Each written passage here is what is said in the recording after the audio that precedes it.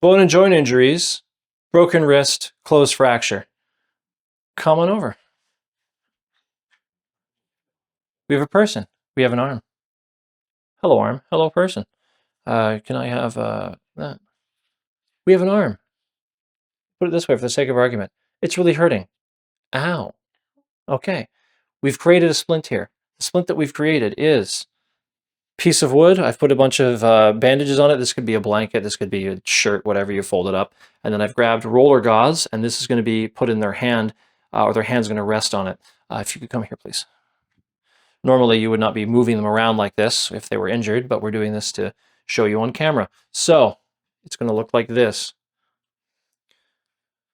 That way their hand has some padding so it's not fully clenched or extended, and there's something for the arm as well. From this position, we're then going to apply 2 broad bandages to secure this to the arm. One is going to be here and one is going to be there. The wrist is there. We're doing one below and one above. Start with the one above that's closer to the center of the body. Hold this, please. So, broad bandage. There. Hand out. Thank you. Head over. Thank you. Okay. Underneath. Tie it. Bring it around.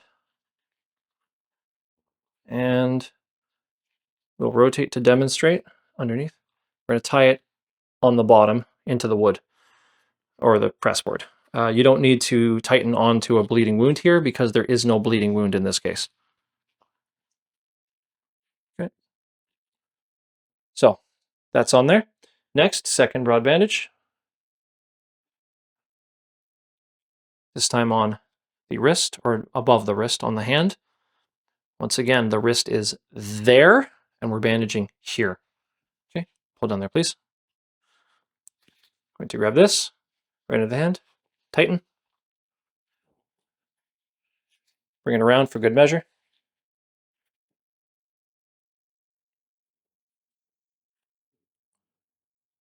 And tighten a bit. There you go.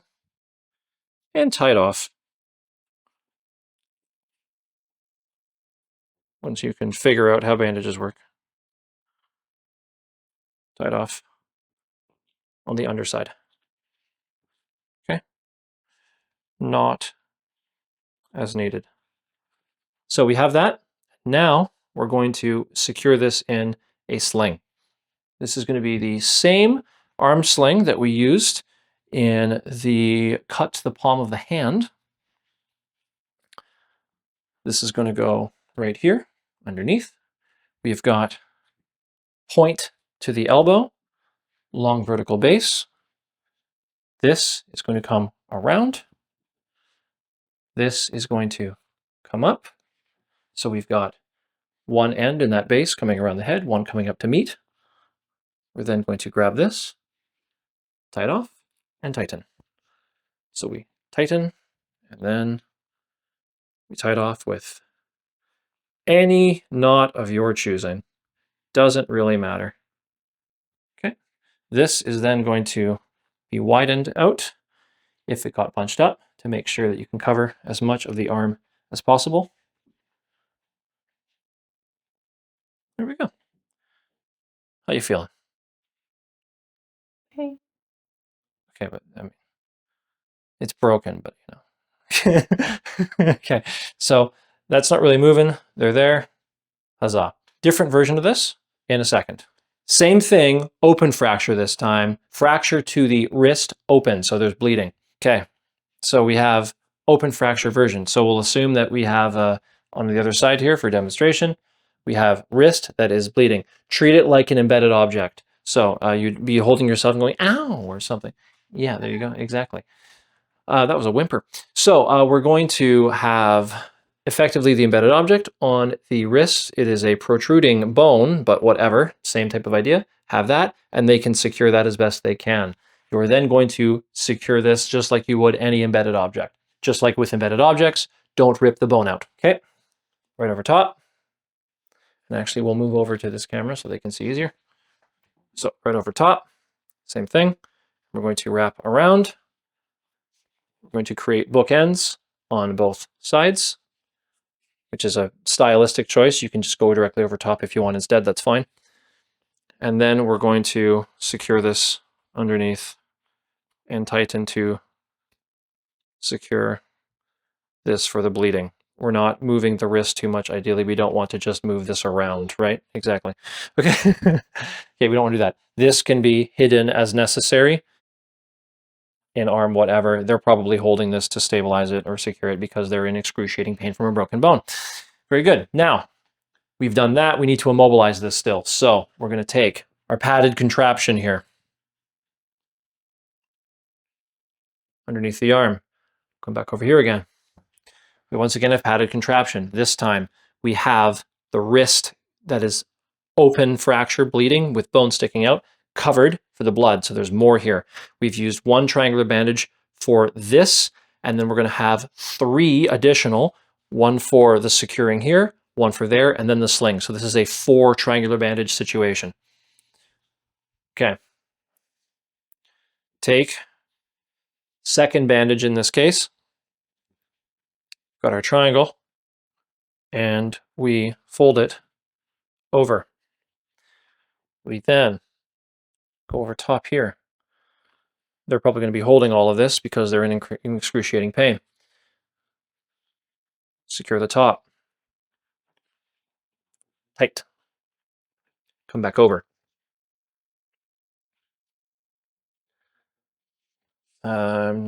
Doing that there because I want to do fancy stylistic stuff, but you don't have to.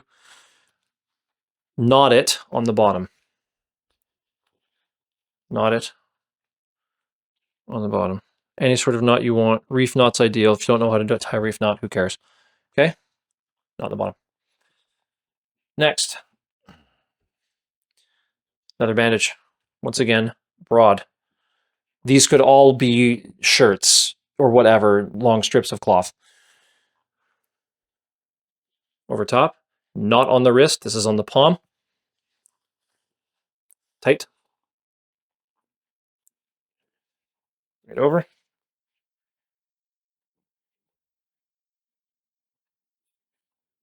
Tight. And tie it off.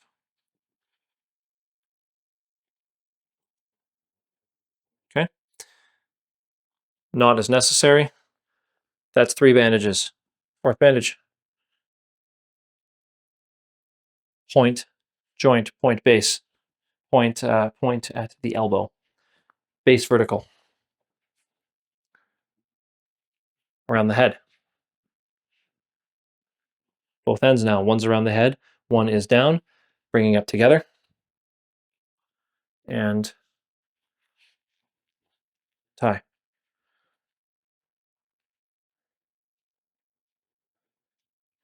Any knot, doesn't matter which one. If this is not fully extended, you can stretch that out. I will show them here what this looks like. So if this is not fully extended, so if this part of the bandage is here, you can grab it and stretch it out. Same thing with this end. You can grab it and stretch it out as needed so that you're covering more of the arm. 4 bandages, 3 roller gauze in this case, 1 for padding the hand and 2 for securing. Some sort of padding. We used more broad bandages, folded up in this case, but you would use a shirt, whatever, a blanket. Splint, 4 triangulars, open fracture to the wrist, bleeding everywhere, huzzah, to the hospital. If you didn't do the secondary survey before you did this, what? If the paramedics are coming, only secure the bone. That's it. Just deal with the blood on the bone. That's it. Don't have to immobilize this. The paramedics are coming. They'll cut all of this off and they'll leave that section for the protruding bone, for that blood. They'll leave that on. Everything else is getting cut off. They'll do it themselves. Okay. Job's done. Closed fracture to the collarbone or dislocated shoulder. Same rough bandage, slight difference for one of them. I'll tell you about the difference when we get there. Okay. This is going to be involving a lot of body splinting. First, that arm's injured, so we'll assume that this collarbone is injured or this shoulder is dislocated. So the first bandage that we're going to be using is going to be a special type of sling to try to secure the arm in this sort of 45-degree angle. I'm going to grab a triangular bandage or some sort of fabric you make into a triangle, and we're going to put that right there. Same thing of point going to the elbow and the base being vertical, but we're over top this time instead of underneath. You're going to take all of this fabric starting at the hand, tuck it underneath like that. So this whole thing from the hand all the way down here is created a sort of half pipe, okay? We've done that. Now at this point, you probably want your casualty to help you and secure that, because otherwise this thing's just going to go flying. Take this section at the elbow here and make a pocket, twist that, and twist that. If you can rotate this way. We're going to just twist that and twist that and twist that and twist that to try to force a pocket there, so that when the arm comes down, it doesn't pop out. Keep twisting, keep twisting, keep twisting. Go this way, please. Keep twisting, keep twisting, keep twisting. And what we're going to do is we're going to bring this across the back, not over here because it will pop off the shoulder, towards this end, underneath this shoulder blade. And then we're going to grab what we had here from this pocket, and we're going to tie it together. So we're going to seal this pocket in by grabbing this material and what we have from the twist in the back. Okay, so we're going to grab that, right?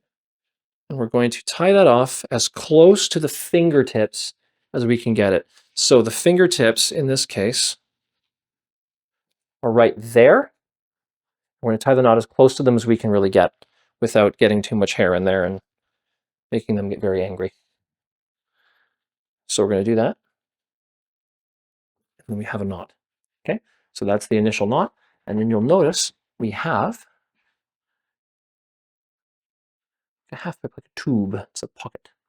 See that? Okay, so we have a foot-long sub with all of our favorite trimmings. We're going to then take another bandage. In this case, it will be a broad bandage. So we have another triangular here that's been folded a bunch into a broad bandage. We're going to cup the elbow, and this is known as a transverse bandage. There's a bunch of different names for this. It's the one that you put across the body. You just drag it across, okay? So you cup the elbow,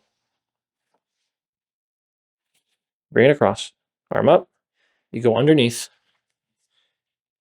and you tie the knot on the opposite side underneath the armpit. Now, be very careful that you don't go right over top the chest, or you're going to rug burn or carpet burn somebody's nipple. And they're not going to like that. Especially men, actually, because generally men don't wear bras. And that's not comfortable. But in general, it's just not comfortable. So here, we're going to go underneath and we're going to ask them to breathe in. We're going to tighten precisely. And then we're going to tie it off. Can I breathe out? Sure. Okay. Now if this was a collarbone fracture, if this was the collarbone that's right here, we would stop and we'd be done. This would be it. They'd be secure in here. This would be the last bandage. Hooray. If this is a shoulder dislocation, there's one more bandage. Once again, broad bandage going across the body. This time we're going here on the upper part of the arm, right there. Now, I have some arm reach here. If you can't get your arms around them, fair enough. What you can do is say, hey, can you hold this for me? Cool. And just do that. And then grab it. You're going underneath their arm once again. So, underneath. Do not go over top of, I am now an armrest. This is fantastic. We're not going to go over top of, once again, the nipple, or you're going to rug burn. So just be careful you're not going there. Take this, tie off, and breathe in. Precisely. If they complain that it's too tight, a bit tighter.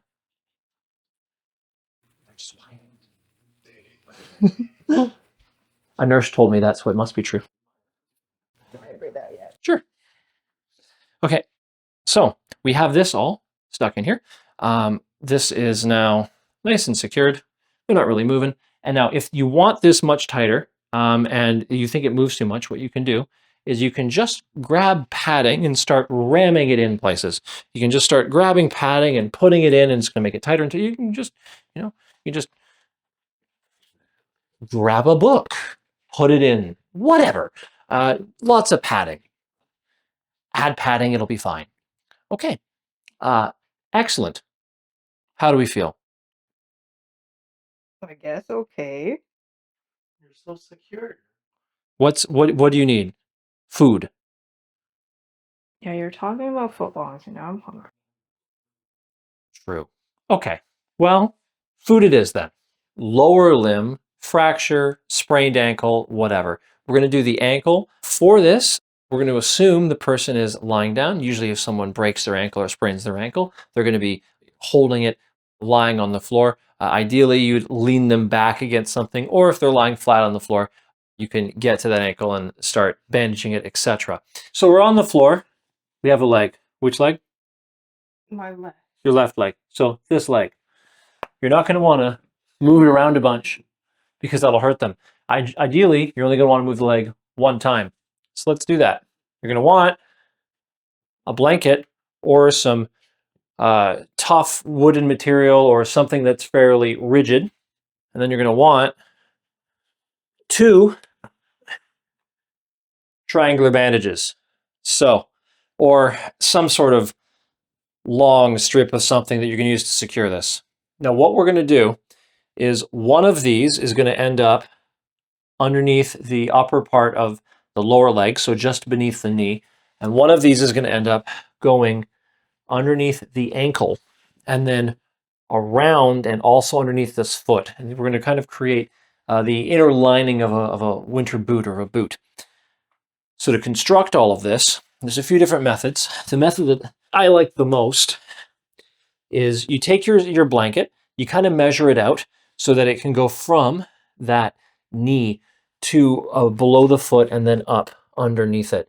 If you have more space than you think you need, then fold it a bit so that you can have extra padding. The more folds that are in this blanket or newspaper or whatever, the more rigid this is going to be. Okay? You can make even something that's fairly bendable, very, very rigid, if you just fold it a lot and then apply enough friction with tightening. Okay. We have this. That goes underneath. We're going to take these bandages. We're going to put it over top, kind of mark where we want to go.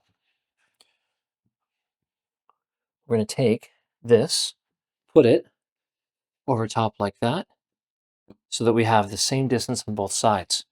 We're going to take the side that's on top of the leg right now. We're going to fold this whole thing in half away from that.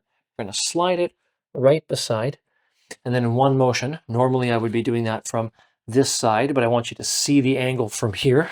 So normally it would be, I'd be grabbing it from over here, but we would lift and then unfold all that underneath and center it. Okay? Normally you would be holding this a bit better. The angle here for the camera is not as good. Okay? So take the top bandage, tie it off. You can tighten into the blanket if you want to be extra careful with them complaining about the tightness. Up to you. The extra material in the blanket will make it easier to make it even tighter. Okay, take the lower. You're going to do what's known as a figure of 8 tie. So you're going to take this, you're going to cross it, and then you're going to take all this fabric underneath here, bring it up underneath, and then tighten that like that. And that is going to secure this on top of with the foot and then underneath. You're then also going to want to knot this on the underside. Fairly high up is better. It's going to force the foot not to bend up and down. So you can see from this angle, we've got the X like that, and then we've got underneath the foot. This is a solid boot. Okay? Normally you're not lifting it up like that and just having fun thudding it, but that's the general idea.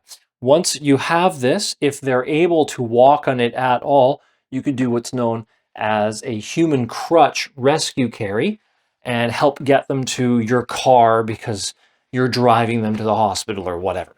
So we will assume that the way you could do that would be you'd help get them up from here, for example. So you'd go underneath as best you can. They're going to come up with their own weight. You can lift if you can. If you can't lift their weight, then by all means don't lift like that, but up to you. Once you're in this position, you're going to want to take the arm, put it over top of you, and then take your hand and grab their side or their hip, and then bring it against yours on the injured leg's side. Okay? Then what you're going to do is you're going to walk forward, control their body using their hips, so you can press them into you so you can control that there. You're going to have the outside legs go together and the inside legs go together, kind of like a three-legged race, but you're not going to tie your legs together. So outside, and then take their weight, and inside. And we shuffle, and then outside, and etc. So here, outside, and together. And outside, and together.